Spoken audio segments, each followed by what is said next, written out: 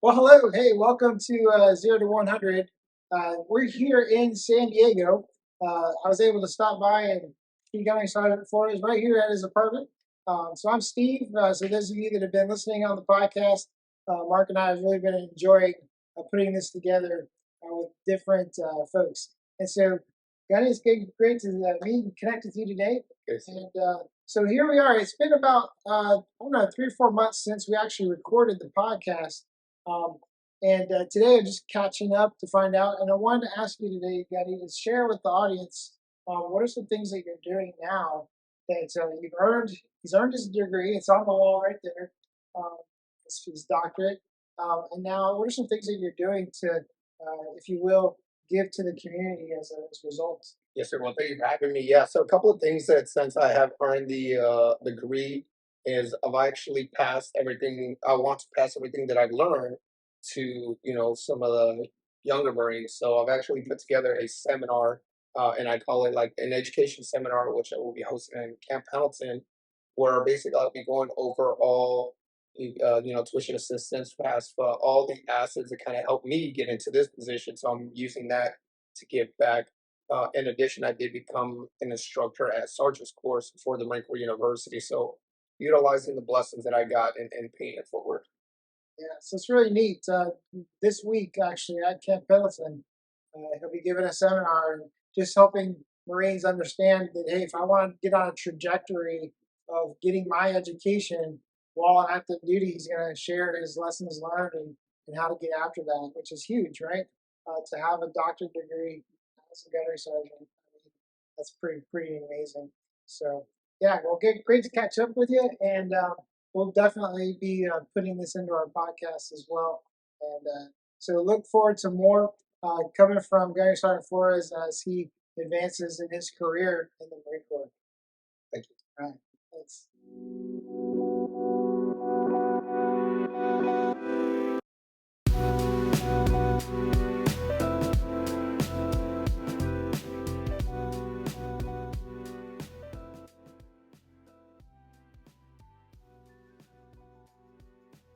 0 to 100 is a podcast dedicated to bringing you quality conversations and insights on resiliency in physical, mental, social, and spiritual fitness through engaging discussions with those in the military and beyond. Hey, folks, welcome to 0 to 100 podcast. I'm your host, Mark, with my co host, Steve. And today we have someone with a very unique resume and we hope a compelling story that would leave you, our listeners, with a lot to think about, inspiration, some challenge. I first met Gunny Jose Flores, DI of the Year in the Marine Corps, and now Dr. Jose Flores. When I was stationed in Camp Pendleton, we were both at CLB 5 and just stood out as a motivated, focused Marine. At the time, a staff sergeant working on his PhD. I remember just asking him, "What are you doing? Like, tell me what's your story here?" So that was the first thing I said to him. Like, something's different about this guy, and we've kept in touch. I've just been watching him through Facebook as he continued to evolve and continue to just get after it in his life. And each segment of his life, I realized, man, this guy is for real. He's not playing around.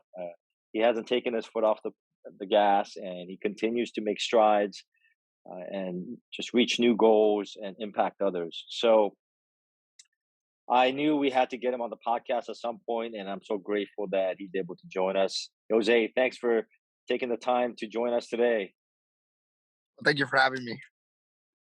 Yeah. So, hey, we'll start off with that. Congrats again, being selected to DI of the Year for the Marine Corps.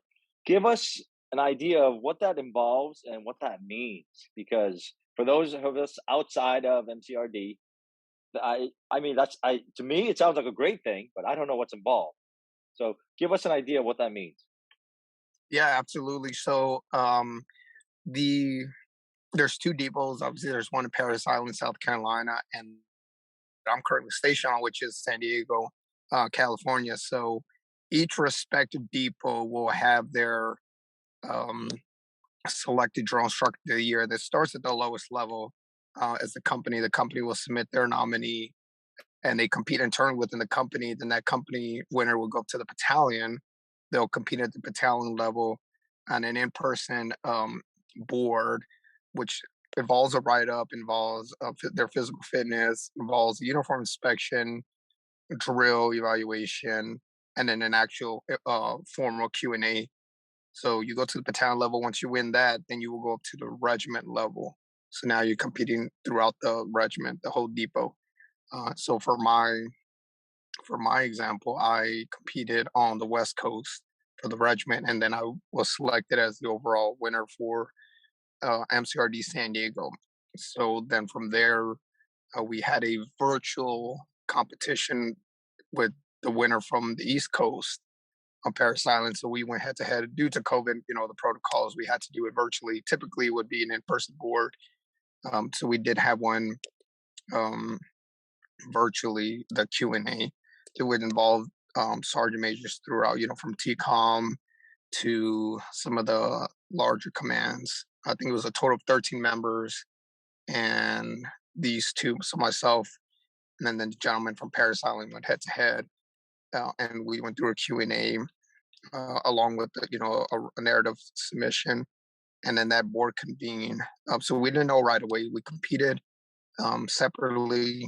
He went first, and once he was done, I came in, went through my board, and then they didn't announce the winner right away. So they voted, and then they kept that unanimously until a Marine Corps a MAR admin dropped, and that's where it selected the winner.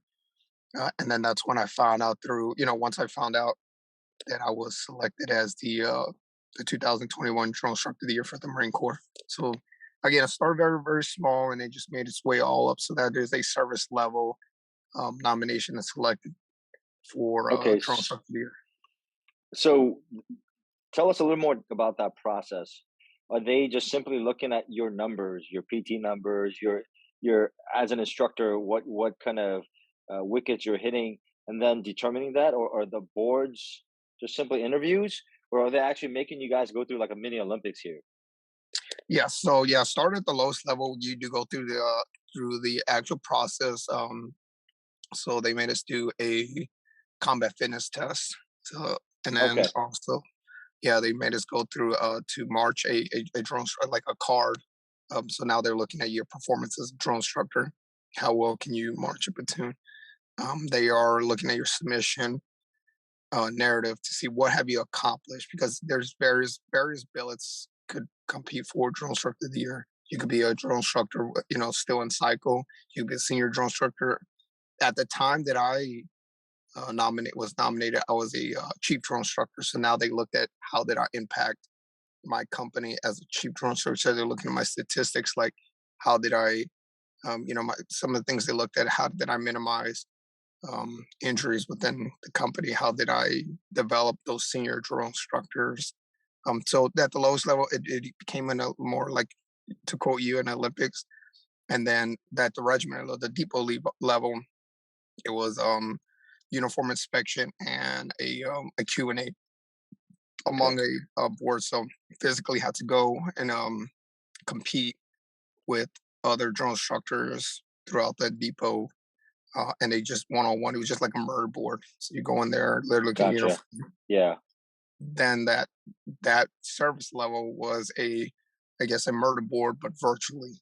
Um, so same thing. They were looking at our uniform appearance, how well we're able to respond to some of these questions. They were not necessarily just Marine Corps. It was DoD questions. They were asking us, how well did we know our mm, current events? How did we know what was going on through military operations throughout the entire service, not just the Marine Corps? So it's more like your knowledge and how well you're able to respond. Because some of these questions were questions that would require some very critical thinking, some confidence, some bearing, and then just the ability to articulate that in a way that your audience can understand. wow, that's a lot more than I thought it was. That's Yeah, impressive, even more impressive than what I initially thought. Man, that's involved, and you clearly had to show up in multiple times in different levels there. So I thought this first segment it'd be great to hear. We know some of your successes now, and where you are in life, and you're in a good place. And I know you're still hard charging, but take us back. Help the audience get to know Jose Flores before he was all these things. I know there were some challenges in your childhood, and so give us kind of a preview into that life and those years and some of the highs and lows. So yeah, start with you're from Texas, right? Correct. Yeah. Yes. Okay. Yeah. So, yeah, I was born in San Antonio, Texas. I grew up a majority of all my life. I was born and raised in Texas. I did come from a large family, so I was blessed to have both my parents, and then my oldest sister. She's the only sister. Then it comes myself, the oldest boy, and then I had 5 younger brothers underneath me. So a total of 9 of us. Um, so I was born September 6th, 1989. And again, so I was raised in Texas. I went to high school in Texas. Just a little background how I grew up. So I didn't grow up, we grew up extremely poor. So So my mom immigrated. yeah, sorry, I was just gonna say. So nine of you. If you could just comment a little bit on what was that like having so many siblings in poverty. Yeah. Yeah. So yeah, obviously it presented challenges because there are so many of us. My father was in the military, but he got disabled, so he wasn't really able to work. So he was receiving a disability check, which kind of limit him, as far as getting occupation to supplement more income. My mother was an immigrant, so she was limited to some of the jobs that she could have. So she worked full time. My father was at home taking care of us, and my mother had to dual hat, so she had to take care of us and try to work. We did rely Mm. on welfare, so we did qualify. We relied on welfare, so that was actually the primary income that we had was a welfare check, as far as and as well as food stamps and some government assistance. So Mm. that was a majority of how we were able to manage that. It did have its limitations. Obviously, we couldn't buy. We had to recycle our shoes, recycle our clothes. We were not able to, get the brand stuff. We are not able to. A lot of times, we couldn't handle outside unnecessary expenses. So that did present its challenges because we lived on a ranch. We didn't even have running water until maybe I was a sophomore in high school. We didn't have um, so we didn't have running water, and then we lived and actually like a bus. It was broken down, and that was our primary our housing was a broken down bus, and so we lived in there majority of the Like a school bus. yeah, school bus, yeah, Yeah. out on a ranch. So and that's how we lived. Um, and then for those that are familiar with South Texas, it gets Well, let's extremely go back hot. to the bus because that's a novel experience that people probably have a hard time imagining. How was that bus set up for you guys to be able to live in it? Like, did you have heat, AC? How did you manage that? Like weather? Yeah, yeah. So it's actually like and I don't know how my parents were able to manage it, but so we did have a ranch in Texas. So we did have a plot of land. So 10 acres, and somehow they were able to get a broken down like one of those large school buses, and that literally like we took out all the seats, and that was kind of like that was our in a way like a trailer, but that was how we lived. We're able to get air conditions in there, um power power by generators, because again we didn't have Okay. electricity, and that's how we literally just lived out there. We insulated the inside of it with cardboard, Mm. and that became our primary home of residence for a good while, until we were able to qualify for a welfare program where they were able to build a house for us, a small house. But that wasn't until later on in my high school years, and then eventually I left for the military. So yeah, So as far, there were I'm sorry. 9 kids in that bus. Yes. Oh, 6 kids, Six 7 kids. children, 2 parents. Yes. Yeah. So there were 9 people in the bus. Oh man, like describe that. Did you like how often did you feel like you know you need to just get out and scream a little bit? Yeah. How was that like? Yeah, well, because again, if you're familiar with South Texas, it gets really, really hot over there. So Mm, because we were able, then we were insulated. It was cool. So we that's why in a way it was enjoyable because we're able to be in a place where it was cool. The temperature was cool. So my siblings and I, we all grew up really, really close. So looking back at it, we really didn't have any issues with it. We were all close. We lived there, and we mm, never felt like over isolated. We never felt overwhelmed. Um, we were just happy. We were just very fortunate that we at least had that. We didn't really complain. We just knew that that's how it was. We knew our circumstances. We come from a very spiritual family, so we looked at it as a blessing. Like this is the blessing we have. Let's not complain. It could be worse. We could be, out in the streets. So we actually, as little as it sounds, we did cherish it, and that was that was our place of peace, and we mm. lived and we managed to accept it. Was that something your parents, you think, shaped, like instilled in you guys, or was it just the circumstances? You know how tough circumstances create cohesion, right? It creates a sense of mutual dependence. What do you think? What do you think created that closeness among your siblings in such hard times? It was, yeah, I would say that our parents did instill that because we came from a very spiritual family. So that was one thing that, and answer that is one thing that we always did pray every single night. We got together, we read the Bible, we prayed. So because of that upbringing, I think we were able to understand that that was our blessing, and that's how God was providing for us. So again, to answer your question, I think it was something, yeah, our parents did instill in us. Hmm. And one thing that we understood, that it could always be worse. So it was our upbringing, our faith, that kind of gravitated towards understanding our circumstances. Okay, so yeah, I mean that's pretty amazing. We live in a society, right, where there's constant criticism of the next generation feeling entitled or uh, feeling like they never have enough luxuries or comforts. And the nine of you living on a bus, a renovated bus, but still a school bus, and finding ways to appreciate that and really cherish it. That's pretty spectacular and something to really, I think, tell others. So I'm curious.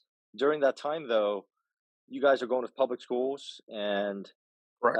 at, at what are some of the challenges or uh, things outside of the home, right? Because the family was pretty tight. You guys had just this common mission, and your faith, your spirituality was a big nucleus in that household. But what about external challenges in your childhood? Some of the external, because my Okay, Jose, I think we're having some audio issues. like I mentioned, my father was disabled. Can you hear me? Hello? Yeah, yeah, we had some audio issues there. If you could just start back. Yes, yeah. So some of the external factors that we had, because I did mention that my father was disabled and my mother worked full time. Some of these events that school events, because we were involved in sports, we were actually really, really um, were we performed well academically. So awards nights or anything like that, we were not able to have our parents in attendance because of those challenges. Some when you're in school, sometimes you have some field trips or some event, a fundraiser, or something that involves some kind of financial um, aspect to it. We were kind of deprived of that. So even on field trips that would involve us, to you need money for lunch or need money to go on it, or to pay for it, we were not able to attend those because we were financially challenged. So a lot of the times we were not able to participate in those things, and we're not to have our parents in attendance at some of these events. So it did have its challenges because of those circumstances, and it after a while it did kind of affect us. But again, we knew what we were dealing with. We knew our circumstances, um, and our just having not understanding of the finances, we knew that we're not able to afford those things. What do you remember from your childhood that has stuck with you as like a lesson or a principle that still carries you today? I think one thing that looking back at my childhood, is just be grateful and understand that we are blessed, even though we didn't have a whole lot. We were very a tight knit family, and again, I will base that around our faith. We were always happy, even when we didn't have a lot. We were always happy. I remember great memories with my parents and my brothers, um, and just cherishing the small things. We always think that it could always be worse. So one thing that we did grow up very very fortunate, very um, optimistic, and it did kind of later on, as you can tell, it would shape the future because we are deprived of certain things. But I remember being happy as a kid, and I remember always thanking God for everything that He's giving us, and just like the Bible says, Lord gives, Lord takes. We always just were very very fortunate, even with the little that we had. Just being happy and understand that we are blessed. Yeah. What any bad moments in your childhood that stand out, hurtful ones or very, disappointing ones, whatever, something that sticks out as somewhat painful. Yeah. So because, and I think it had to later on when I went to school, I studied about it. Because of the large amount of children that my mother had, she did end up suffering from a mental depression. She did have like episodes where she would mentally um, have these episodes, and it would cause her to literally act out of character.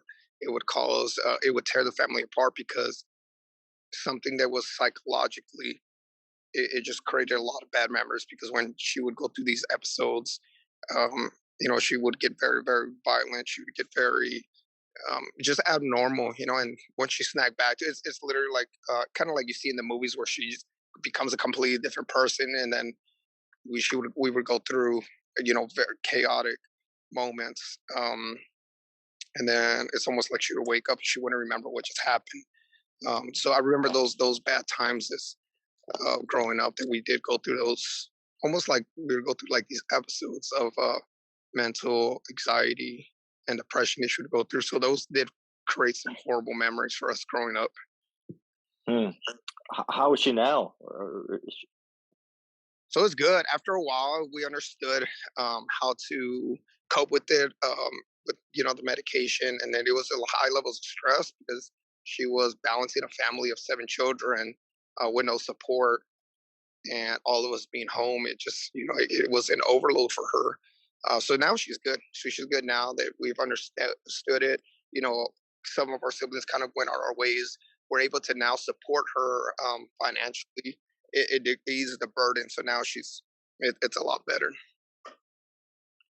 Okay, so there was a mix of both physical stress to her body, right? Having, I'm sure, a lot of kids, but also maybe some of you she had at a later age, right? And then the pressures of raising 7 kids in those with limited means probably Yes, just stacked up all against her. Yeah, correct.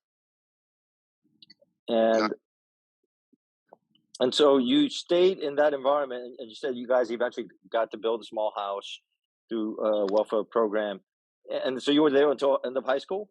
Or how does kind of your time in high school? How do you get there? Any other eventful memories? no, I said, I think my sophomore year, that's when we got that house built. So when I left, they were physically in a good place. But then that's where the military, because I didn't grow up thinking I was going to be in the military. That was not even, wasn't even my vision. I was planning on going to college, and then later on, the military did open up, a whole different world of opportunities. Okay, so up to high school, you were thinking you're gonna go to college. What brought the Marine Corps into your life? So it's a traditional running into a recruiter. The traditional. And they say the recruiter got you. That was like textbook definition.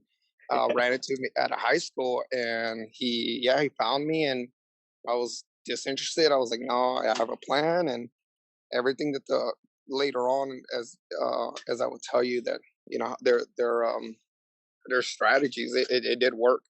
He found me, and then later on opened up that opportunity for me. I qualified, and then uh, for lack of a better word, I took a leap of faith and joined the Marine Corps. It all made sense at the time how it was going to shape my future, the future of my family, and that's how I went about it. What was it that grabbed you the most about his pitch, or what the Marine Corps presented? I got accepted to my dream college, and I didn't, as when I opened that letter, I wasn't happy. I wasn't fulfilled. I just felt like, there was a void. I didn't feel like, as hard as I worked for it, when you're trying to get accepted to a college, you're doing the essay, you're doing you're doing the request, you're trying to get accepted. And then once I got it, I just wasn't happy. I didn't I know how to understand it. So I felt in a sense that I was just kind of going like average. So whenever the pitch that got me was, he found me. He said that you're a unique individual. You seem like you're destined for a lot more. Do you really want to just be the average college kid, or do you want to, do you want a greater challenge? Do you want something a little bit more? And I think once he said that, I felt like he struck a nerve because I did feel that, So then his ability to show me something different, a challenge bigger than myself, is what really, really gravitated towards. So I think that's what got me was the challenge, and just doing something that one never had been done in my family. I was the first Marine to join the Marine Corps, and he said, you know that when you, because I did feel that at night I feel like I'm meant for something great. I don't know. It's not that it wasn't college, but I just needed a greater challenge. And once he opened that opportunity for me, I think that's what made me gravitate towards the Marine Corps. And my parents were not for the Marine Corps. They were completely against it. Yeah, I was going to ask you that. Yeah, they were just, as soon as I mentioned it, they were like, no, you're not joining the Marines. You're not, that's not something we're going to bless off on. And it made me realize that in a way I had to teach my parents a lesson, as abnormal as that sounds and unusual, because we did grow up with a family of faith, and we did grow up, leaning on the word of God. So then later on, because this to kind of put in perspective, this was in 2007. So we were still really, really heavily engaged in the war in Iraq. Casualty rate was up. We're taking casualties. It's all over the headlines. So when I told my parents this, they're like, you want to join the Marine Corps? They're the first to fight. Okay, so Gunny, how did the Marine Corps come into the picture in your life? Because you had other ambitions, education, college, and yeah, tell us about that. Okay, yes. So the Marine Corps, again, that was not something that I had planned on originally. I was going to go straight into college, but I ran into a Marine Corps recruiter who happened to attend a college fair. And once he saw me, he was making everybody do push-ups for the little Marine Corps dog tag. At the time, it was like an incentive. Yeah. And so I walk up, and at this time, I'm a senior in high school. So I think like, I'm like the hottest thing on the blocks. I'm walking up, and he's making everybody do push-ups. Right away, I'm attracted to his dress blues. And he hands me a dog tag without making me do push-ups. And what I didn't know is that he already had done his research. He knew who I was. He knew, because I ran track in high school and I did football. So he knew who I was. And I also had taken the ASVAB in high school. So he had been scouting me for a while, which I later on found out. So he wanted, to sit down and talk to me. And I was like, he gave me the dog tag, and I was like, I'm not going to do push-ups. And he said, no, you don't have to. I said, because I have a gift, and I know that you're going to make a great Marine one day. And again, I was just like, no, you have the wrong guy. I've been accepted to my dream college, and again, to put into perspective, this was in 2007 when we're in war with Iraq. So all over the headlines, every newspaper, every channel, every news reporting was just another Marines killed, another service members killed. So this was a hot topic. So I was like, why would I join the Marine Corps and go to war when I can just go to college, make a comfort-based decision? And he said, I can tell you're going to make a great Marine because I know you're scared. Because I grew up in a small town, nobody had joined the Marine Corps. So that's what kind of gravitated towards me as far as joining. And he set up a meeting the next day to talk about the opportunities. I said, I think I'll think about it. It's not something that was ever in my plan. At that time, I had my high school sweetheart. I told her about it. She was like, if you join the Marine Corps, I'm leaving you. Like, there's no way I'm going to date a Marine. You leave to war. I don't know what's going to happen to you. I'm not going to wait for you. And we just heard, we were limited on what the Marine Corps was. All we knew is they're first to fight. They go to war. And in our head, we thought that every Marine was an infantryman. That everybody, you join the Marines, you get on a ship, you're going straight to war. But one thing that the Marine Corps recruiter pitched to me, or what kind of got me sold, was I did apply for my dream college, and that was Texas State in South Texas. And I went through the process of applying, writing the essays, getting the required GPA minimum that they wanted. So I went through this entire college acceptance process, and then I got the letter in the mail that I was accepted to my dream university, but I wasn't happy. And I read the letter, and it wasn't what I thought it was going to be. I was like, I'm accepted. I didn't feel fulfilled. I didn't feel joy. I didn't feel accomplished. It's just kind of like went through the motions. So when the Marine Corps recruiter started pitching to me, he was like, you're meant for more than just college. You need that challenge. Like a man like you, it needs to be constantly challenged, pushed, outside your comfort zone. You need more than just the traditional college route that everybody takes. And he struck a nerve because I did feel like that. Once he started talking about the Marine Corps, and I really thought about it because I hadn't been challenged in a long time. So I was like, what, maybe this is what I need. And then once I started aligning that with what I needed to support my family financially, again, I was the oldest boy, so I needed to set up a good role model for my younger siblings. It just lined up perfectly. Like, I think this is my calling. This is what I need to do. And the more I looked at it, the more I started YouTubing it, the more I did research on the Marines, I just felt like I was intimidated. I was like, I don't know if I could do this. And ironically, that's what made me want to do it. I was like, this is something that is going to challenge me. This is going to make family history. This is going to give me what I need to turn back and support my siblings and my parents. So that's why I ended up joining. But when I told my parents, they were like, no, you're not going to join the Marine Corps. I was 17 years old at the time. So I needed parental consent. My mother said no. My dad was like, no, there's no way. Like, he told me that if I joined the Marine Corps, that he was going to disown me as a son. My What girlfriend was told me, was it because they thought you might be in harm's way? What was it that, yeah. Yes, because again, going back to the headlines and everything that was everything that was being published and broadcasted was casualties, death, war. So they were afraid that I was going to put myself in harm's way, and they thought they were going to lose me. They thought I was going to go off and be killed at war. So they didn't want me to. They didn't want to lose me. Just like no parent wants to lose their kid. So they were just very, very scared for my safety and my well-being. So that's why they were like, no, we don't support it. Again, my girlfriend didn't support it. My coaches, my teachers, nobody. Once I brought up the idea, everybody that I loved and cared about, every mentor that I had was just like, no, don't do it, don't do it, don't do it. And as much as everybody that I grew up loving said, don't do it, I just felt like there was this calling. It's almost like,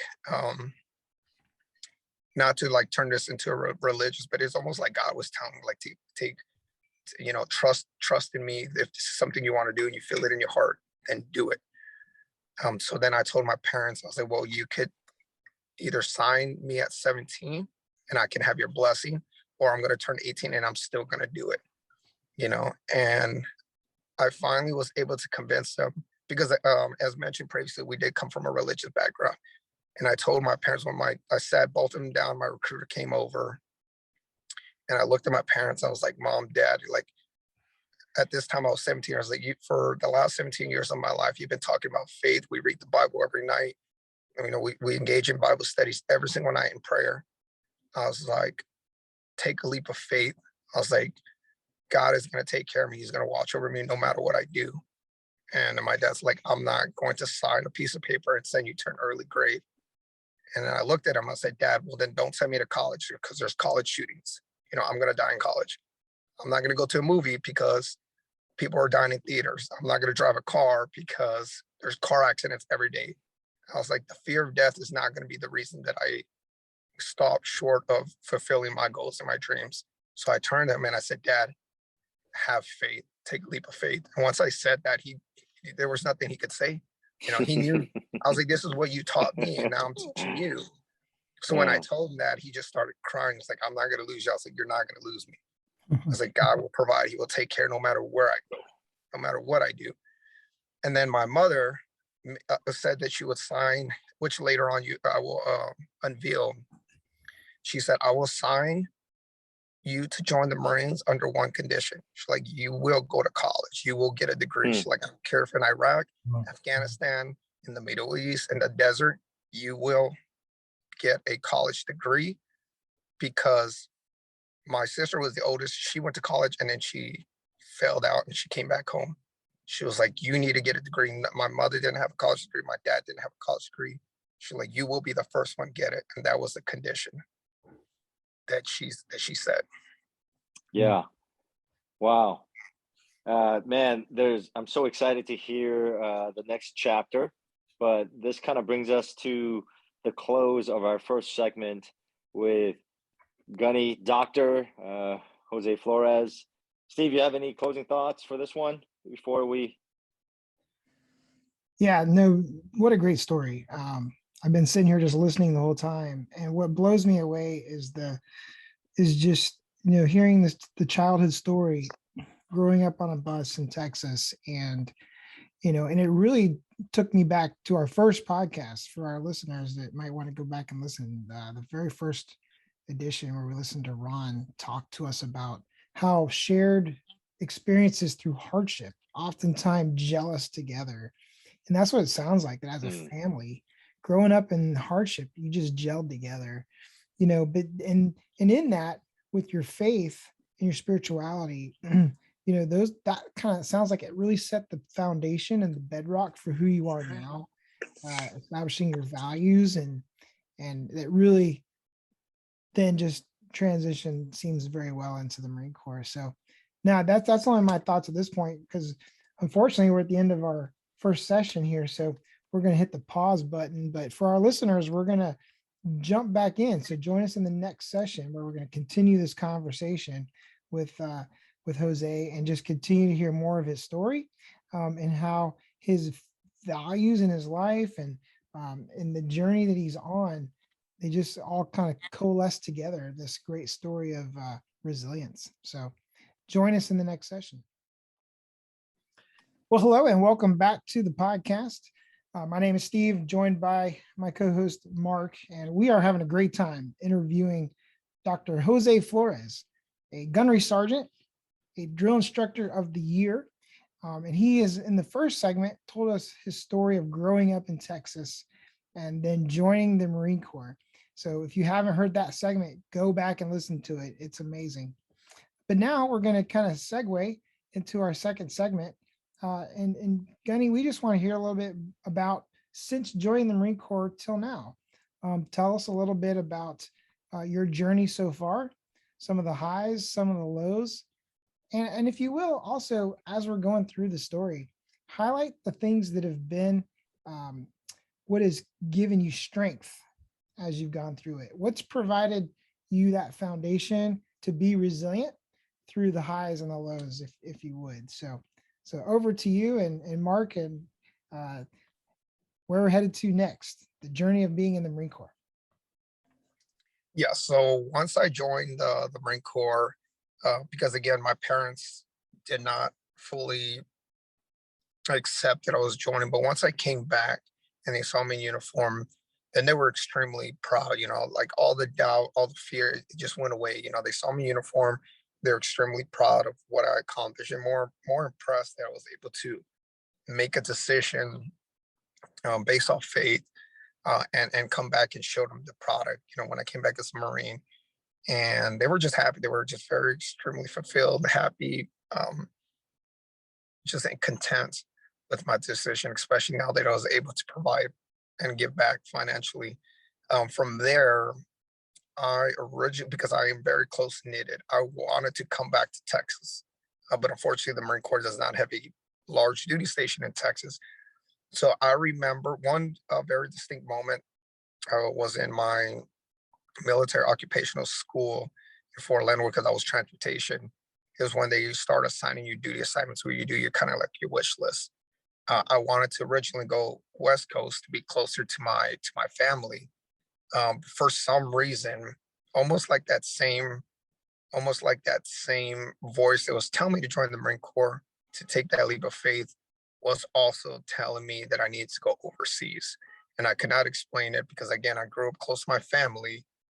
Something was telling me to go overseas.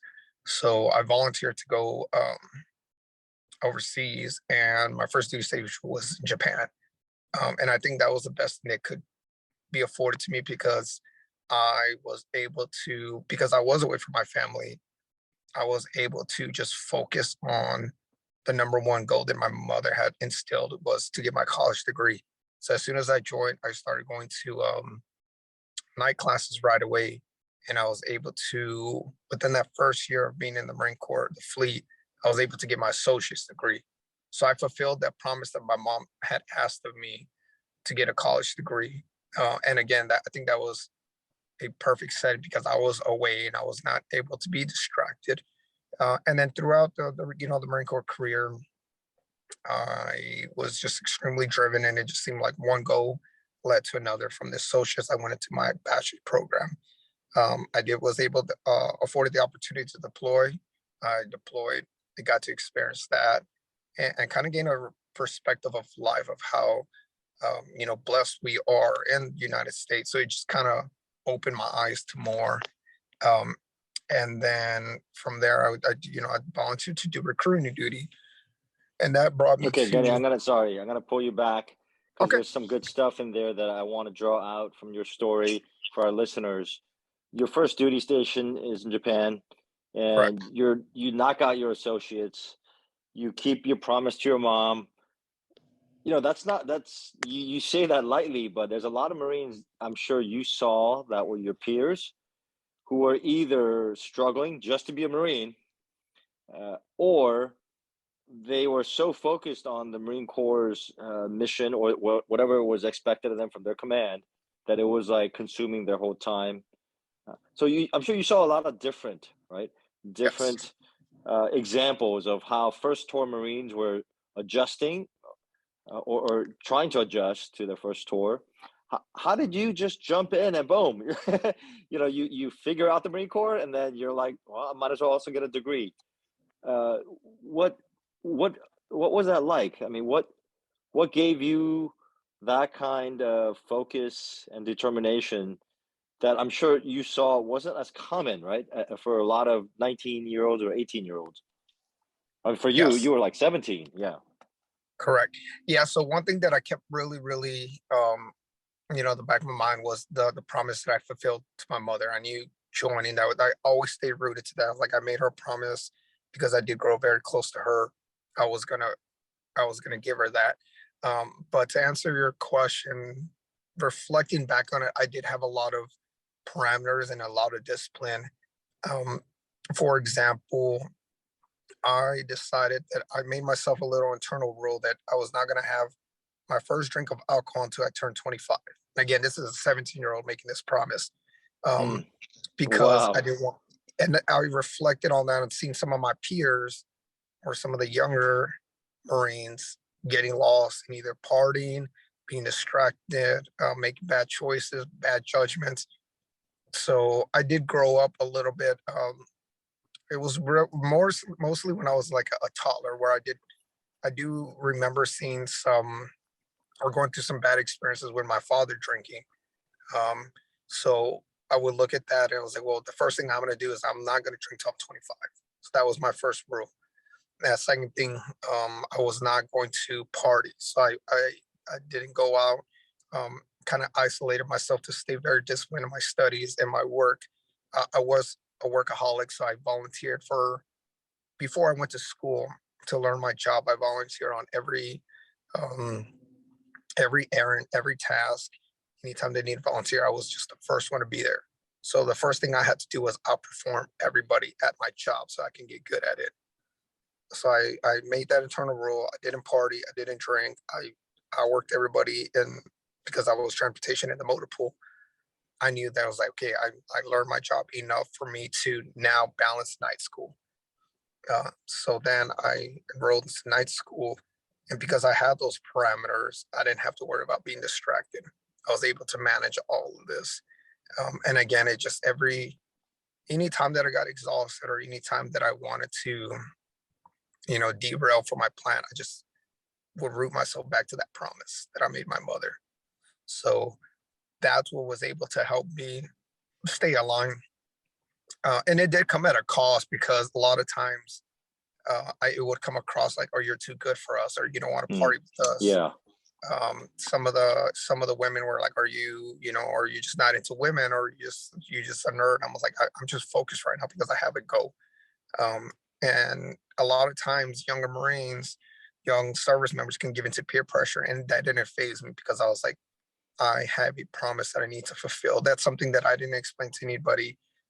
When I would try to, they're like, "Yeah, but she's not here. You're in Japan. Like, you're young, live your life, to the fullest." And to me, living fulfilled life was like I made the mother that raised me a promise I'm going to deliver. Like nothing's going to distract me, nothing's going to derail me. So that's how I was able to stay disciplined enough for me to commit 100% of my body, soul, and mind towards that goal. Yeah, wow. Much respect. I mean, far wiser than I was when I was your age at 17, that's for sure. So I I'm curious, like you mentioned peer pressure, you mentioned people kind of, sometimes scoffing at you. That's not an easy thing in the Marine Corps, right? Where it's such a tight knit culture, right? The small fire team or this, the platoon, like the culture of like, you have to kind of blend in, you have to be one of the boys. And over time, I'm sure you must have made you feel pretty isolated and even lonely at times. How did you deal with that? Because at some point, you're a human being, right? You need yes, you need you need at least one friend. yes, You need at least. So how did you find that? How did you fill that part of your life, your social, I guess, needs or social fitness, if you will? yeah. So one thing that I really had to do was, as silly as it sounds, is kind of envision or kind of vision the day that I would get my degree, handing that diploma to my mother and see how happy it would make her. So I really had to, because I did go through those lonely times, or like, am I doing the right thing? Or, everybody seems to be having a great life and everybody's having fun, and I'm over here studying and, to take an exam after exam, midterm after midterm. So I really had to visualize like that this is not forever. I'm not going to be, um, or so I thought, because I ended up going to school later on. But I was like, this is temporary. It's a temporary condition. But I would just visualize like seeing how happy she would be. And I would just visualize that day. I was like, when I do graduate, I would vision me being in a cap and gown. Um, so that kind of, again, steered me like I'm making the right decision. And then looking to left and right and seeing all my peers who started with me, some were getting, administrative bad paperwork, some were getting derailed from their fitness, some were getting. There were some Marines that got kicked out. So then it just kind of reaffirmed. I was like, hey, I'm on the right track. Like I may not be out partying, or I might not be, the coolest guy in the unit, but I haven't received any paperwork. I'm not getting kicked out of the Marine Corps. I'm not getting reduced in rank or pay.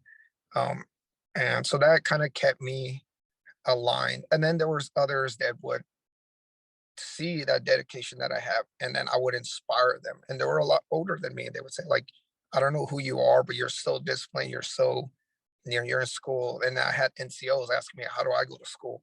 How do I do that?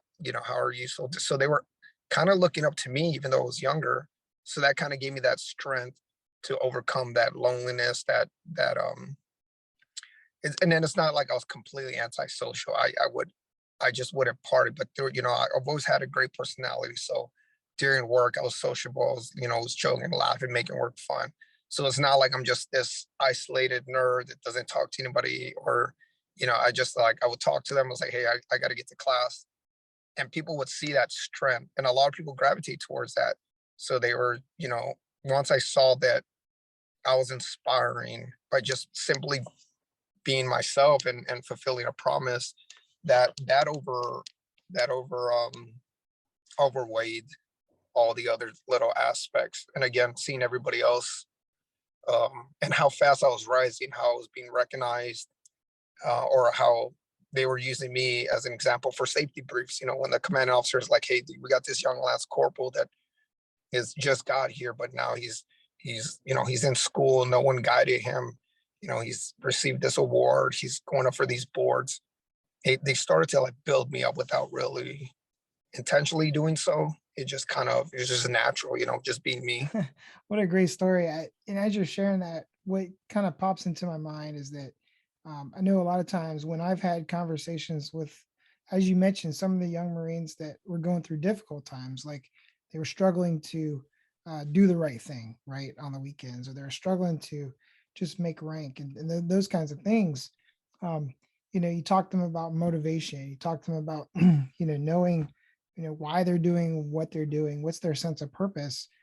So many oftentimes, you know, they didn't have that family background, like what you had, where, for instance, someone that's back home for them, rooting for them, or someone that maybe they made a promise to that, that's counting on them, and that strong foundation.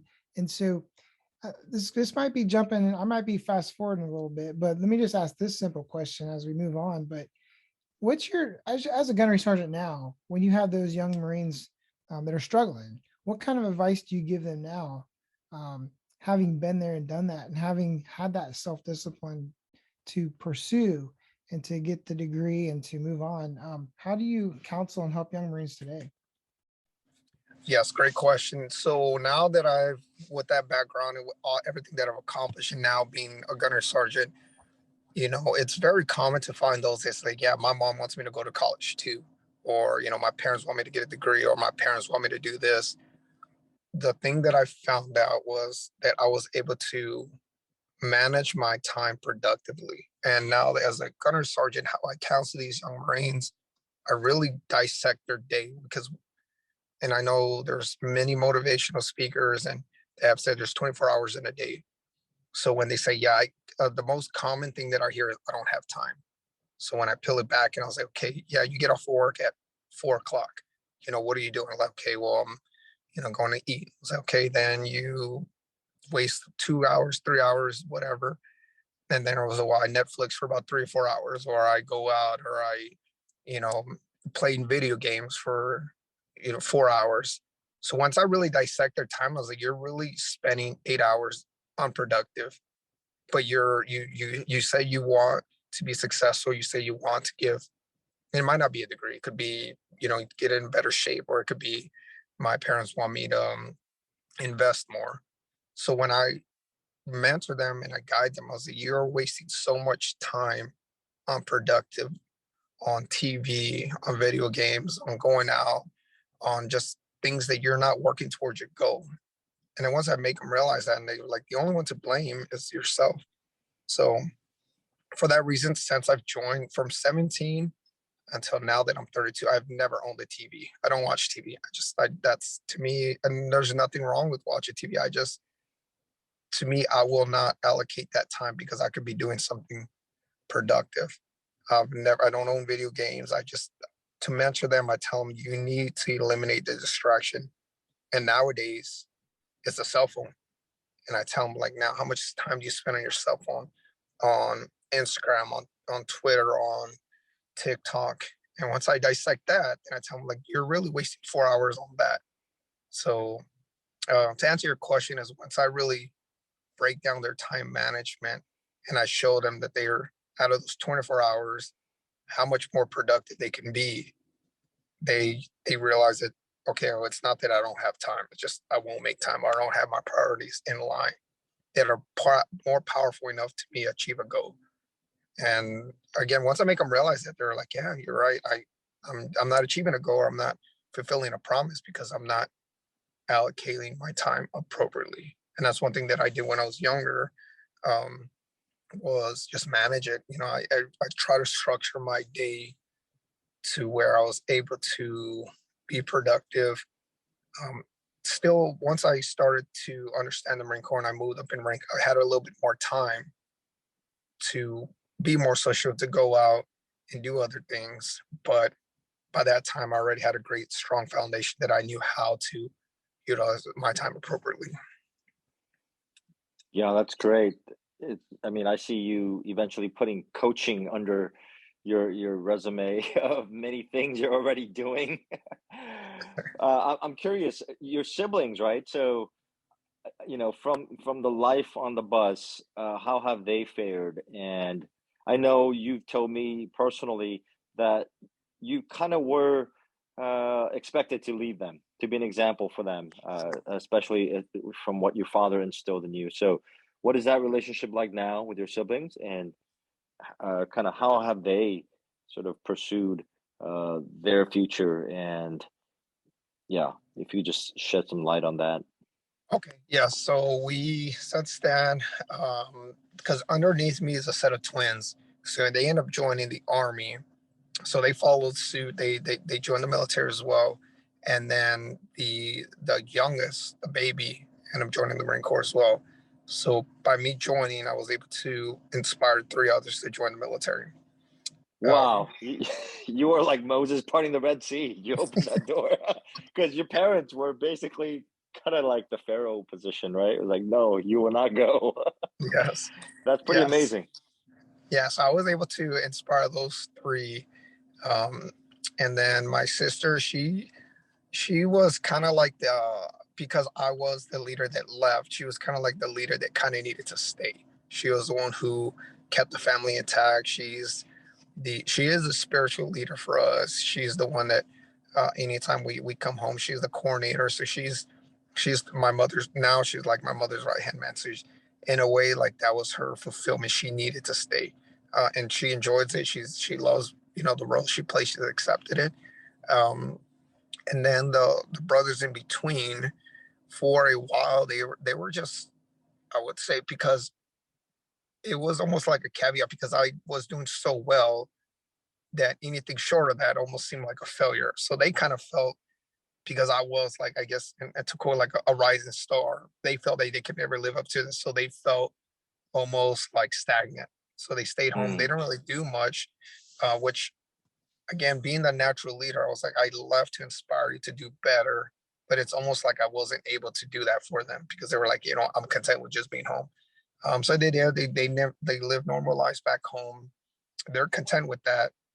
And later on, I realized that not everybody is me. Not everybody has to join the Marine Corps. Not everybody has to leave. So one lesson that I learned was, I was trying to make them me. I was like, you need to leave. You need to do this. You need to go to school.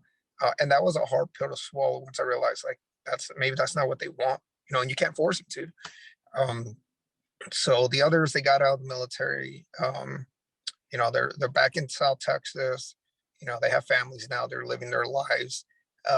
But what I was able to do was, because I did leave, one, I showed them, it was a good role model for them. And then we were able to finally build up that financial support from my mother. So now we all support her. So we chip in, and we, she's happy, she's content where she's at. And so again, I'm the one that left. They're the ones that stayed, and we're still tight. We're still really, really close. And for a while, to be very transparent, because I was uh, very successful as we grew older, it almost created like a division because they always felt like I was trying to one up them or that I felt I was better than them. And Mm. ironically, I was like, no, I did this and I left to provide a good role model for you. But they're like, no, you think you're better than us, because we don't have a degree. And my mother was bragging so much about me that they got sick of it. They're like, we don't want to hear about him anymore. Like, we get it. He's your favorite. So it almost kind of did the opposite where I was trying to be a role model. It almost started to divide the family because I was excelling, because I was, fulfilling a promise. And they felt that they lived short of that. So it's just the irony of it as to how I went out to, in my mind, said one thing and ended up doing the opposite. Uh, so we did go through that Yeah. high and low. Yeah, that's very insightful. And before we jump into, because I like to for you to share a little bit about you do eventually have I guess, a love story, right? Which is, and then some pain with that too. Yes. So I'd like you to share that a little bit. But before we jump to that, do you find that something you face a lot, where kind of how your siblings responded to you, right? Uh, I think it's more common than it should be, where people feel threatened by somebody who is hard charging, motivated, and there are people that may do that in a kind of a shady way, right? There are Yes. people who are social climbers or who are manipulative, and they may do it the wrong way. But then there are others who just want to work hard, who just want to perform and give it their all and everything. And sometimes people around them, I guess what we culturally call haters, right? Or feel threatened by that. Is that Yes. something you continue to run into? Yeah, it really became common, not just my family. It starts to bleed into relationships, um, when I was in a relationship and I, I never feel like, I don't feel like everybody has to be me, nor do I want them to be me. But it bled into my relationships where, the female, she just felt like I can't compete with you. You're always going, you're always, I just feel insignificant compared to you. And I didn't know how to respond to that because by this point it was this is all I knew because I just knew how to work hard. I knew, I never wanted to go back to living in a bus. I never wanted to go back to be poor. I never wanted to be deprived.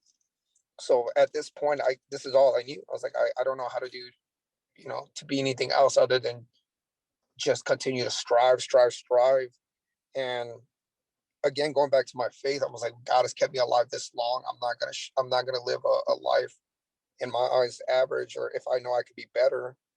And it affected my relationship. It affected some friendships because they felt like, you think you're better than us, and I was like, not at all. And I learned how to kind of present in a way where I looked out for that. I was like, I'm not trying to be better than you. Like, this is who I am. Anytime I would meet somebody, I would tell them like, hey, I'm just gonna let you know that I'm not looking for somebody that is equivalent to me. So it for a while it took an adjustment period to kind of understand how being very ambitious in a way kind of damaged some relationships just because they didn't know how to respond to it. And was your marriage kind of one of those relationships that suffered? Because yeah, tell us about how long were you married, and was she a Marine, or tell us a little bit about that. Yeah, so that alone is it is a love story. It didn't end the way I wanted it to, but sometimes life just changes directions. So I volunteered to be a recruiter, but I wanted to go to Texas. That was my goal. I was like, I'm gonna go be a recruiter in Texas. But God had other plans for me. God was gonna send me to New York City, where I have never been, never traveled, no family. That's I was a single sergeant when I went to recruiting school, and um, I'll tell you that my life just completely did a 180. I had orders. So I thought I had orders to San Antonio, Texas. At that time, I was in a relationship with a high school sweetheart. I told my family I was coming home. I had this whole thing planned. I had my life just um, in my eyes figured out, and then just life just completely derailed me right before um, my final exam at recruiter school. The time that high school sweater. She cheated on me. So we broke up. We're right before I got my orders. And so I was like, okay, well, keeping my eyes on the positive, at least I know I'm going home. Then that same day I go into and they're like, Sergeant Flores, you're getting sent to New York. And I'm just like, wait, what? Like my girlfriend like just cheated on me. I lost my relationship. Now I'm getting sent somewhere else. And I told my family, I was like, I'm getting sent to New York. And it just almost seemed like my life was just falling apart, you know? So then I get sent to New York and I'm bitter because I called the sergeant major that was supposed to take me to San Antonio, Texas. And he was like, oh, yeah, Sergeant, unfortunately, you know, I'm going to pass you up. I traded you away to New York because I need a staff sergeant because I need a station commander. And I'm like, I could be a station commander. You know, give me a shot. I could get meritorious promoted. I'm ambitious. I could prove myself to be a good recruiter. And he was like, yeah, everybody says that. But so then I got traded to New York. So now I'm going to New York and I'm bitter. I'm just vengeful. I'm just full of bitterness. And for those that know anything about New Yorkers, like they are very, very, they have their own culture. New Yorkers are just they're just a different breed. Yes, I'm from New York. I'm from Okay, Queens. okay, sir, you know exactly. I go there. I don't speak that language. I don't walk them. I don't have the hustle, the New York hustle. And right away they're like, they see me and they're like, you're not from here. Because all the recruiters were all New York natives. So they see this outsider coming in. They're like, you're not one of us. You weren't born in the concrete jungle. Like you're gonna drown out here. And I look at him, I was like, you don't even know me. And they're like, we don't need to know you. You're not from us. I wasn't accepted. So then I look at him, because it was our first, like what they call an all hands meeting. All the recruiters come together. And right away, they're just outcasting me. And I look at all of them and I was like, you know what? I'm going to because I was really, really upset. I was like, not only am I going to fit in here in New York, I'm going to beat every single one of you. I'm going to be the recruiter of the year. And they look at me. I haven't wrote a contract. I haven't even started. And I look at them. I was like, I'm going to beat every single one of you because I was upset. I was vengeful. I was just, determined. So I went out there and I just started going to work. Again, that's the only thing I knew. Start out working them, start out performing them. And the reason I bring all this up because this is how I ran into my wife, not my ex-wife, because I helped recruit her brother. I came in and her brother was talking to another recruiter who's my peer, and he's sold. He wants to join the Marine Corps, but he was like, I need to talk to my mom. And again, I'm coming in very, very bitter. So like, your mom. And I look at him, I was like, why do you need to ask your mom? He was like, well, I was like, how old are you? He was like, I'm 18. I was like, and you need to ask your mom for permission? And he was like, yes.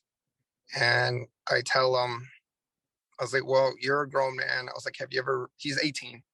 I was like, have you ever drank in your life? He's like, yes. I was like, have you ever been with a woman? He's like, yes. I was like, okay, when you're making those decisions, did you call your mom and ask for permission? He was like, no. So I was like, so now all of a sudden you feel like you need to ask her for permission. And it kind of put him in perspective. And later on, he ended up joining. And he credits me for being the reason he joined. So then the day that he was shipping out, I was not supposed to work. I'm getting ready for the gym. And then my boss calls me and he was like, hey, can you let the families in? Because it was on a Sunday. They were supposed to ship out to recruit training. And I had worked like 3 Sundays in a row. And this one particular Sunday, he promised me that I would be off.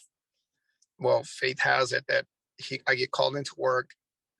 I'm an hour late because, I got called at the last minute.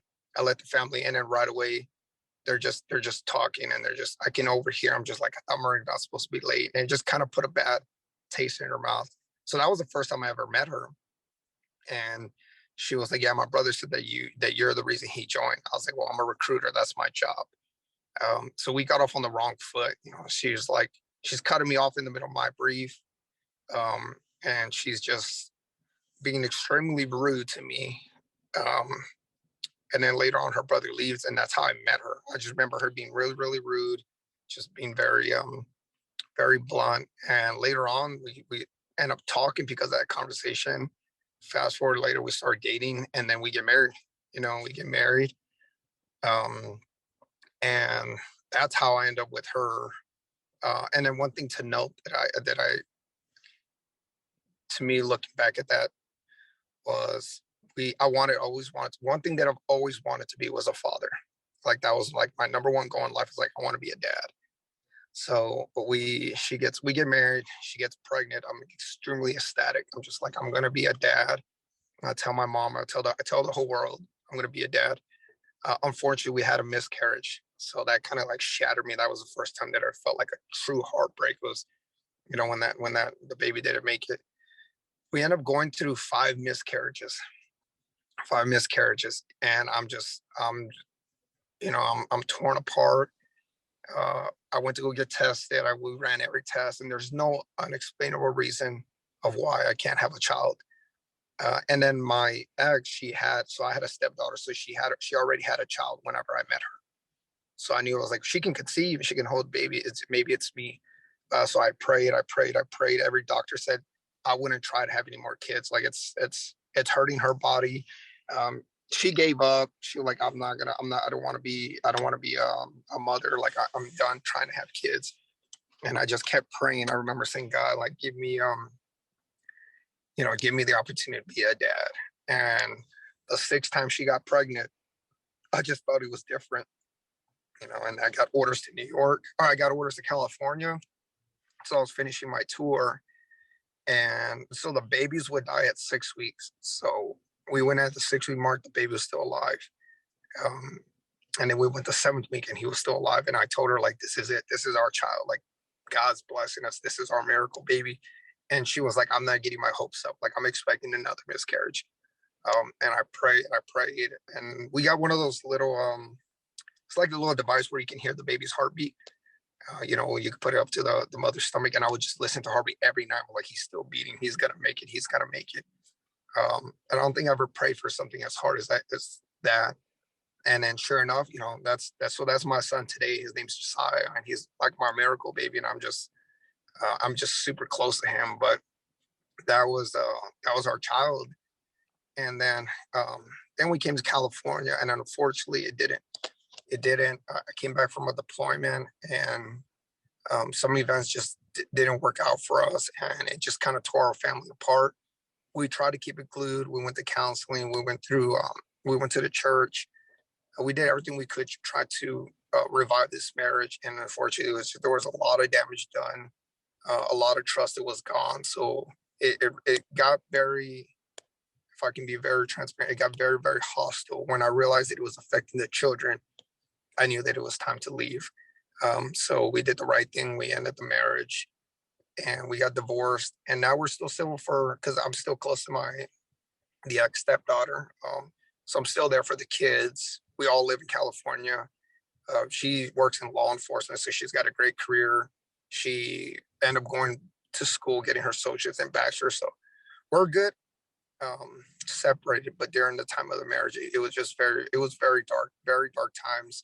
The children were being affected, more than one, aspect. So we knew that it was like, okay, this is, at some point you have to realize you cannot be selfish and hold on to something that's damaging other people. So unfortunately, we did end up in a divorce.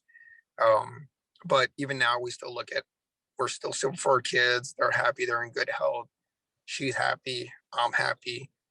So I think we reached that level of maturity where we're able to coexist for our kids without showing that hostile side, because we were selfish. I wanted to stay married. She wanted to stay married, but we finally let go.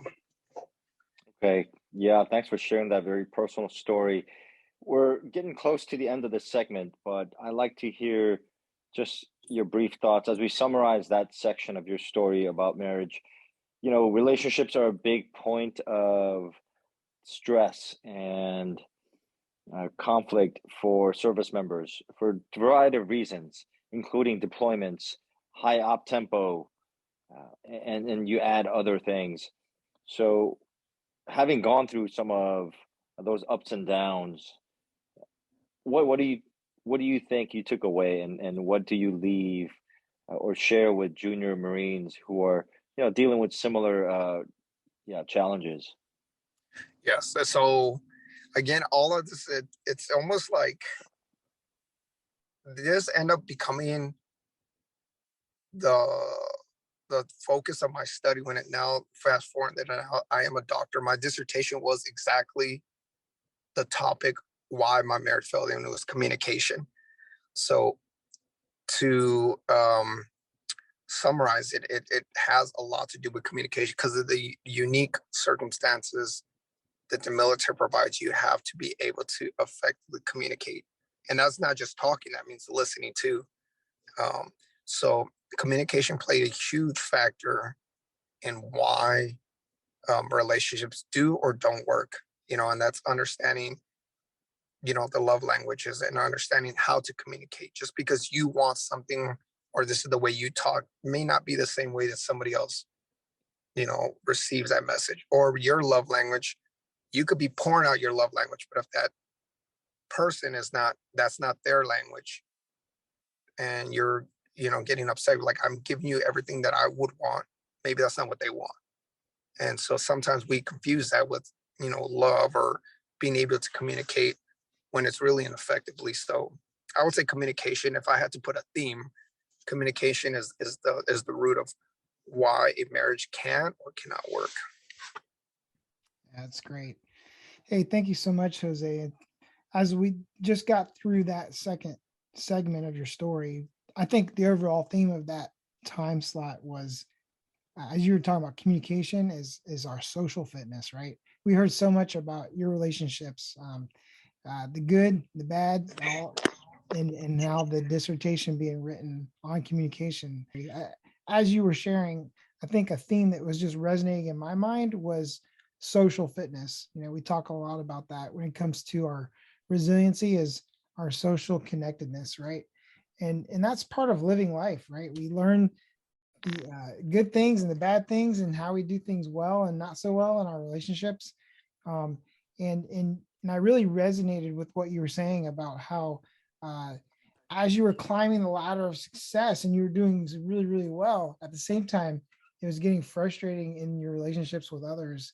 And I really connected with you on that and have experienced some of that myself. So thank you for sharing. But that's going to wrap up this session. So for our listeners, please join us in the next segment where we're going to continue our dialogue with Jose Flores, Drill Instructor of the Year. So join us as we continue the conversation.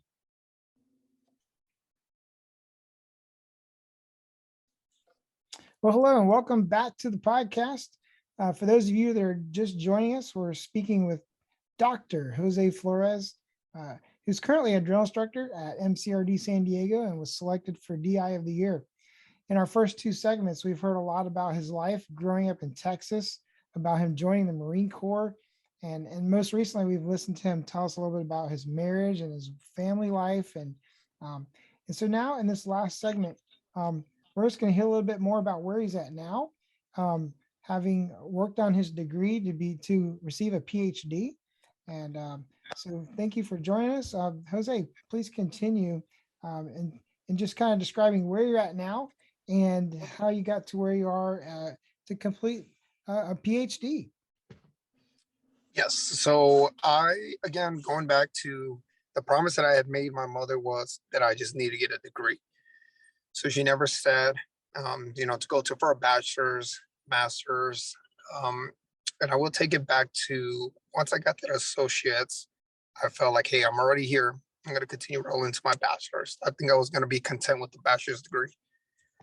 Well, I went to Ashford University. It's a school in Iowa. I actually attended the graduation with my mother, and an interesting event happened that later on shaped me going into a master's. So we were in line, we were in cap and gown. The bachelor's and the master's programs were graduating at the same time.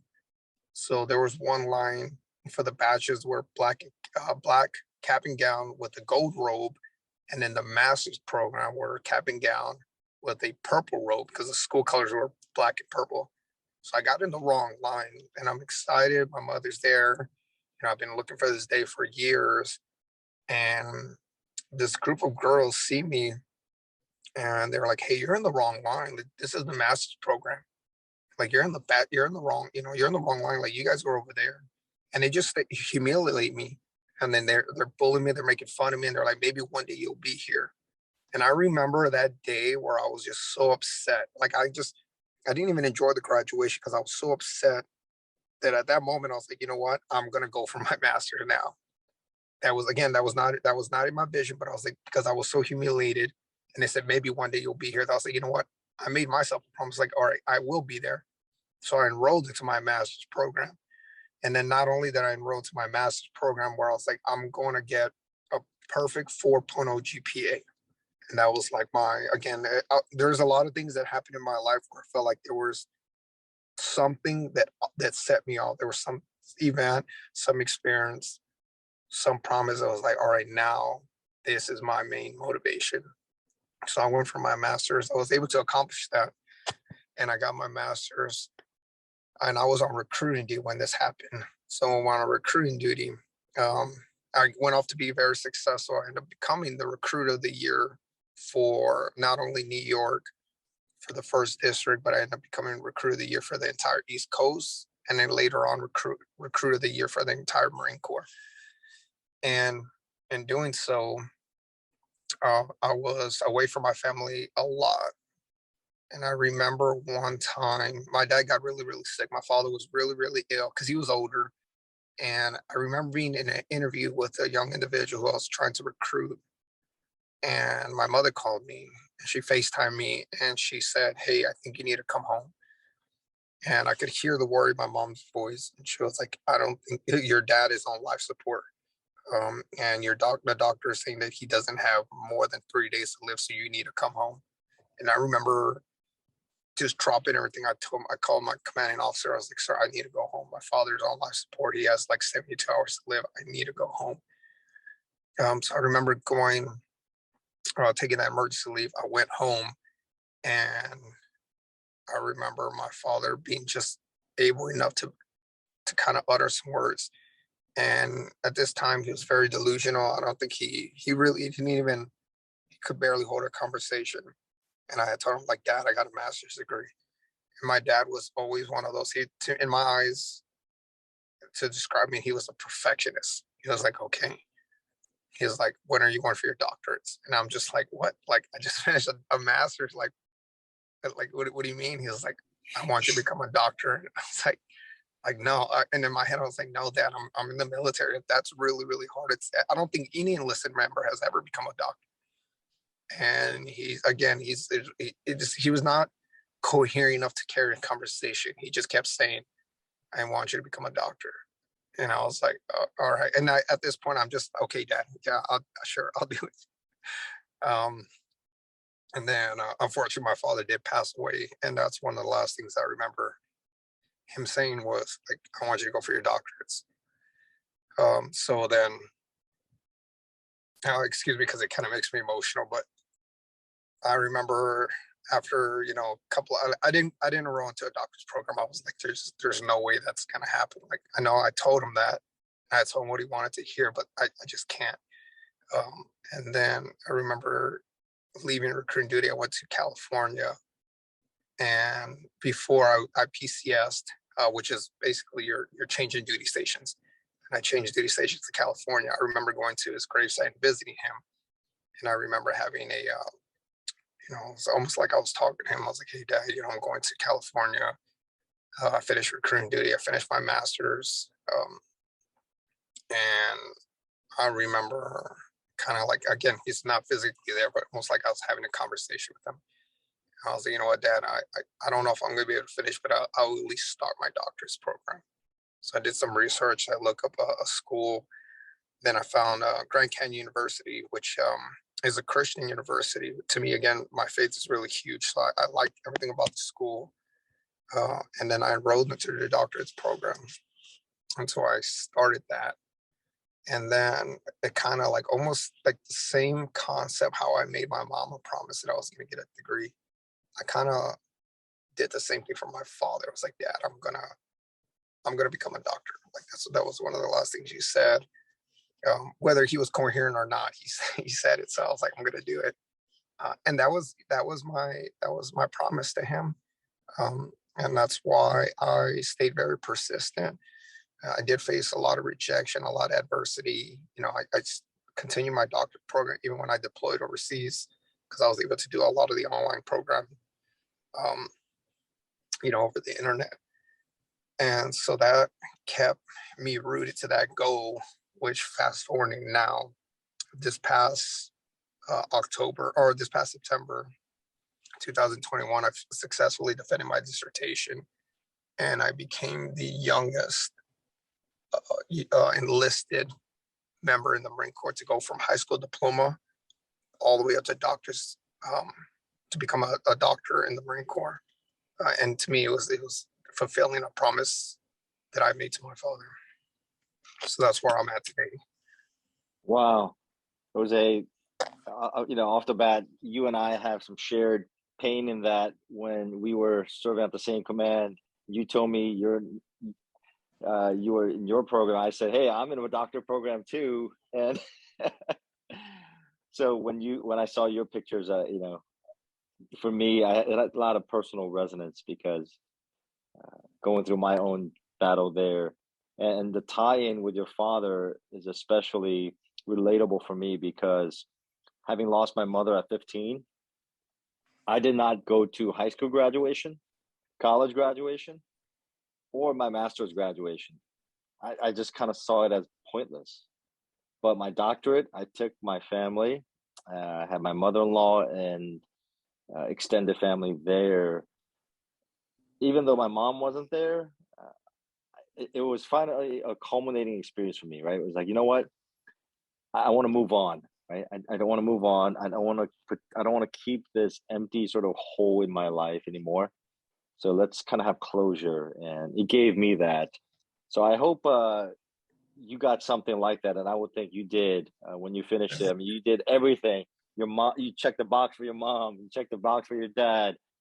So that leads me to ask you, for a guy who's been so impassioned and motivated with this sense of duty and commitment to your parents, now that you've surpassed, all expectations, right, from yourself, how do you go forward now? What's left? Yeah, so now that and no, it's interesting that and thank you for sharing that feedback because yes, once I defended my dissertation and say congratulations, Dr. Flores, I felt like because me and my father, we didn't have the best relationship. And again, and I say he's a perfectionist. It's almost like it was never good enough, no matter what I did, and he would never tell me he was proud of me. He would never tell me. He just, what's next? What's next? What's next? So when I finished that doctorate, even though, yeah, he wasn't physically here, I could just feel like he was, because I was like, he's looking down at heaven and he's proud of me, and I felt like, yeah, it was that closure that I needed. It was like that relationship it ended where it needed to be. And I found closure. I was like, I know you're proud of me, Dad. I felt it because I felt like I was never good enough. And now I felt like I am good enough. And I felt, and I know he was proud. He just never told me. He told everybody. I didn't find out until his funeral because I went in my dress blues and I kind of broke down. I was like, Dad, I tried everything to make you proud. And everybody said he's always been proud of you. Like all he does is talk about you. But I just never heard it. So when I finished that doctorate, I felt like I know you're proud, that I could feel it. I could feel, But to answer your question, now that I've done that, now I find myself in the father role because I do have a young one, and I never want him to feel that I'm not proud of him. So I tell him all the time, I challenge my little boy to, even he's 4 years old, but I'll challenge him, on something simple as math, and I'll give him that affirmation. I was like, you're really smart. I'm building him up, and I was like, I'm so proud of you. I'm doing what I wish, kind of like how I had as a child, so what's next for me is that now that I fulfilled my promise, it's pouring that love and that effort back to my son to build him up in whatever he chooses to be. It may not be a Marine. He may not become a doctor, but to be the father that I wanted and we show love in different various ways. But I'm showing my love to my son, especially now that I'm not with his mother, and that he knows I'm a busy person.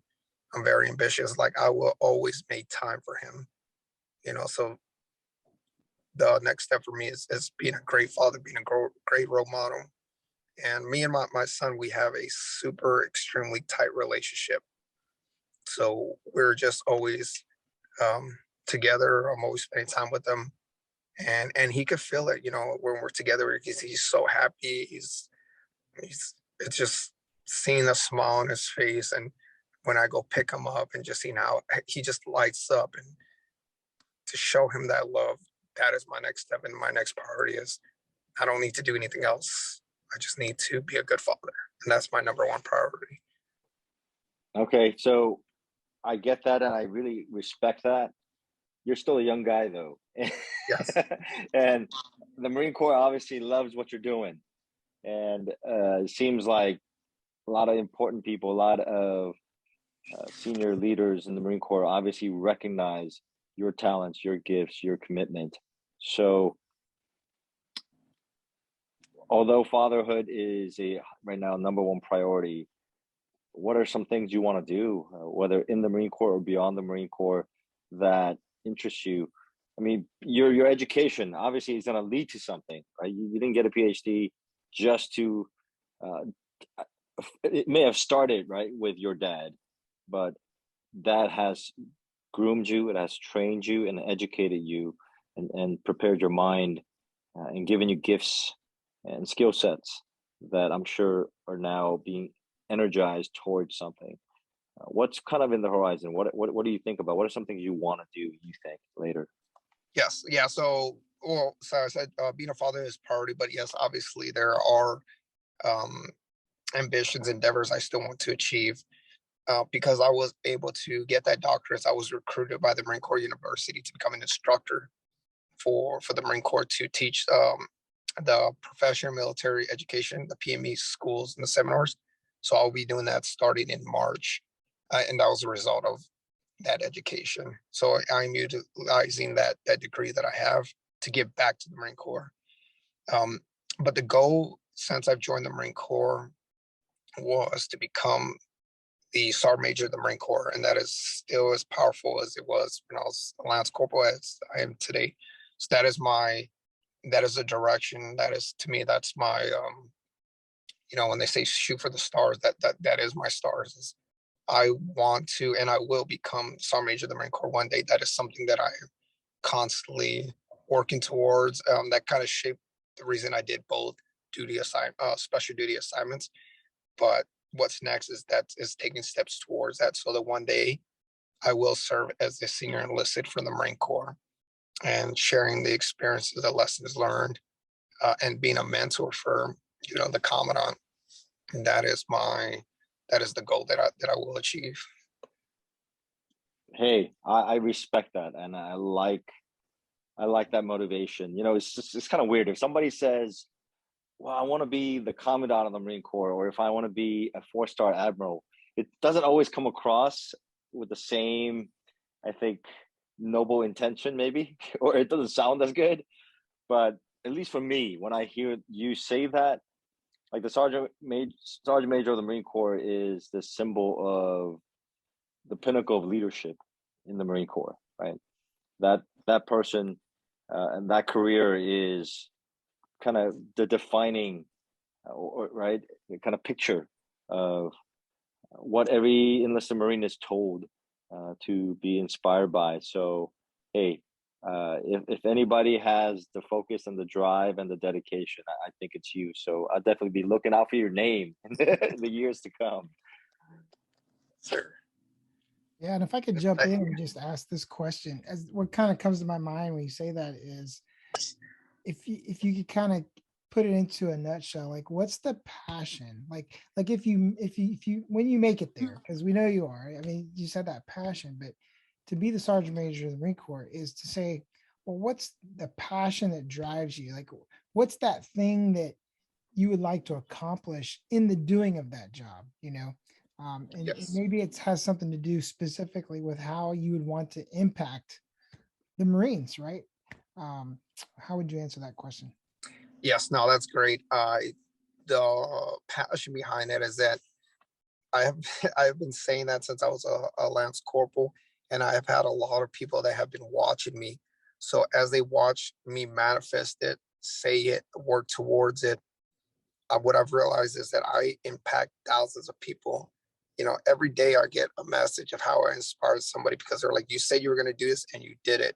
So it's not only reaching that pinnacle of leadership, like you said, but bringing everybody that with me, seeing like I've inspired this person to start school, I inspired this person to, break an old habit. It's making it's the journey. It's not just it's literally the climb, the journey of me making my way up there and inspiring and bringing people along with me because of the fact I do have education. A lot of times I'll get criticized for like why not become an officer. I get this daily like, why if you have a degree, like why go commission?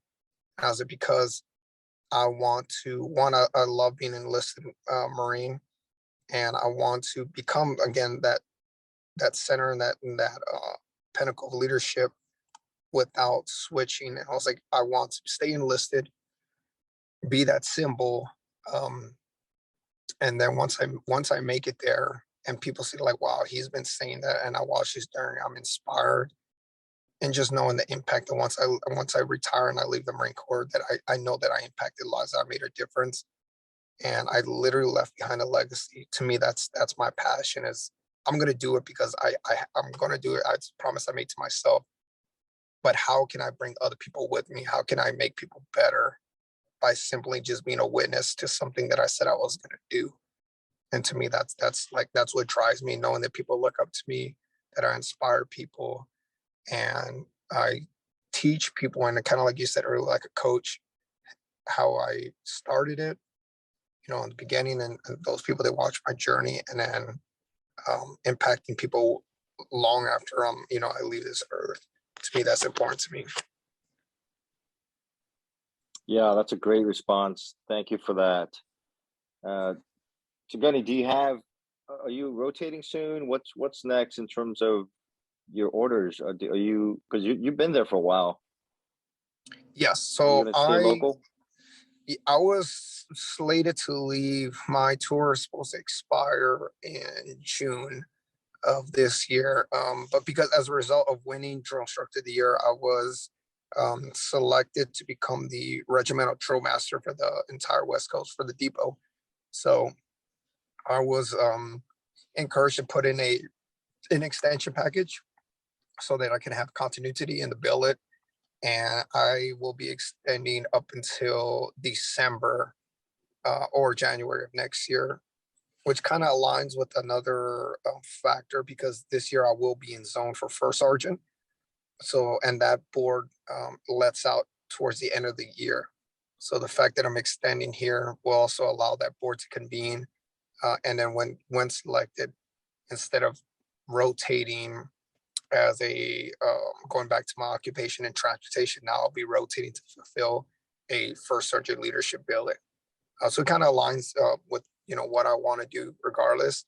But because of that, when I do get selected for sergeant, that opens the opportunity for them to PCS me or change my duty station anywhere. So step one is getting selected, and then two is and that's the unknown factor right now, is where they will rotate me.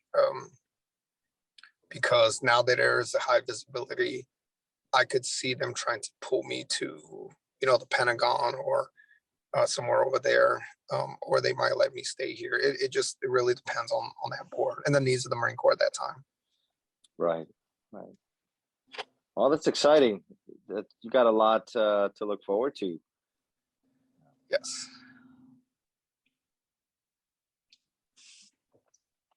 Steve, you got anything?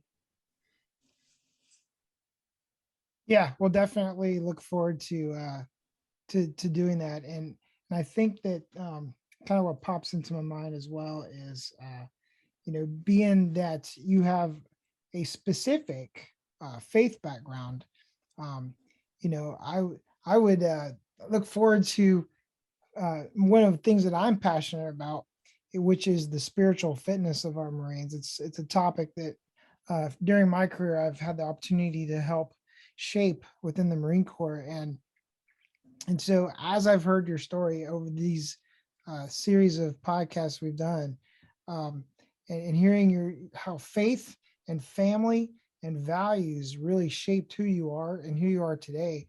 Um, you have a powerful story to begin to tell to Marines and to help mentor them specifically within the topic of spiritual fitness. And actually, I think that that's something I would love to have a conversation with you later on at another time. We're running out of time on this podcast, um, but I'll just simply say this: that within spiritual fitness, we talk about what is it that you put your personal faith in, whether that be others, family, friends, or a higher power, or whatever it may be. But then what are your values that drive your life? And we've heard your values tonight. You have very strong values of family, of being loyal to them, of setting up boundaries in your life to accomplish goals. That's huge. And then also even a little bit of how you're moral and ethical living, right? You've described that even too, and how that shaped you. And those are the three elements of spiritual fitness. It's personal faith, foundation of values, moral living. And so um, that's been great to hear. And for our audience members, I encourage you to go check out the spiritual fitness website for the Marine Corps. It falls under the human performance website, where you have resiliency and then all the different types of fitness.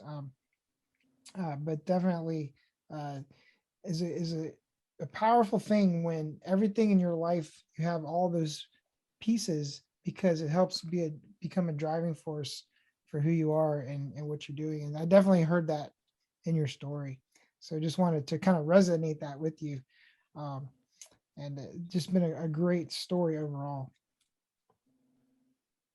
I completely agree. Yeah, everything you just said, it does encompass with not just my journey, but just the way I've been living my life. So no, I completely agree, and I feel like I'm in alliance with that as well. Well, Gunny, Dr. Flores, man, it's been a privilege to hear a lot of your story that I didn't know before, and thank you for sharing it with our audience. I'm sure there'll be questions and comments that we'll hear eventually about you, and I'd love to interview you again when you're a Sergeant Major of the Marine Corps. Will do. Hey, God bless you. Take care. Thank you for your time. I think this kind of wraps up our session.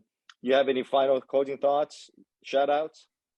No, it was just it was a blessing. Thank you for the opportunity, and I hope that this and I know that it will impact somebody. And I know it felt like this was meant to happen. And it felt like this story was meant to be told. And I think it will have a greater impact than the three of us realize. Absolutely. Well, God bless. Thanks, Jose, for joining us, chatting with us. And yeah, I agree with you wholeheartedly. This was meant to happen. So if you will, we've been called to a purpose and fulfilling that purpose. And so how we can be utilized to impact others in a positive way is a great thing. So again, thanks for joining us. Thank you, Mark, for guiding us in our conversation. And just thanks for being on the podcast today. We'll see you next time.